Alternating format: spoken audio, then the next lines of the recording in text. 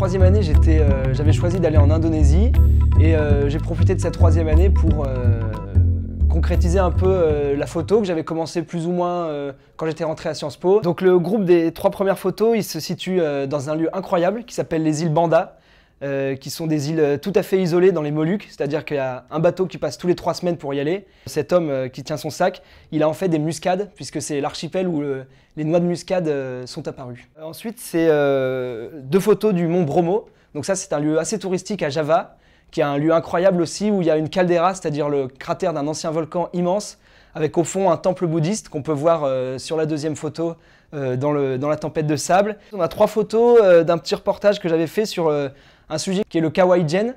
En fait, c'est un cratère à l'est de Java où il y a du soufre qui se déverse en permanence au fond du cratère et à peu près 200 travailleurs qui viennent du village d'à côté dont le travail est de récolter le soufre. Donc ils y vont à la baramine et après ils remontent dans les paniers qu'on voit, ils remontent jusqu'à 80 kg de soufre. La photo suivante, c'est une tradition javanaise qui est assez incroyable aussi. C'est des danseurs, ça s'appelle le Kuda Lumping. Kuda en indonésien, ça veut dire le cheval. Et où en fait, c'est des danseurs qui dansent jusqu'à se mettre en transe.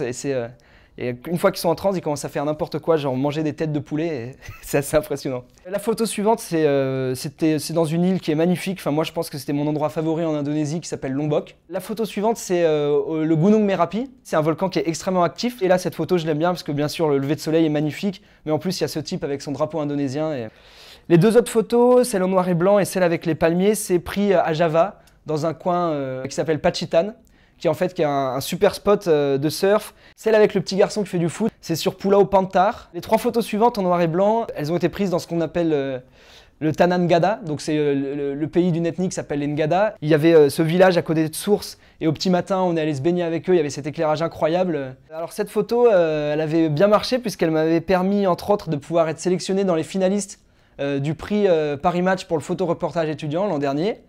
Et en fait, il s'agit d'un sacrifice de buffle au Tanah Toraja. Et la dernière photo, c'est simplement quelqu'un que j'avais croisé comme ça dans la rue à Yogyakarta, qui était la ville où moi j'habitais et qui rappelle un peu l'ambiance, même si c'est une ville qui reste très accessible et moderne.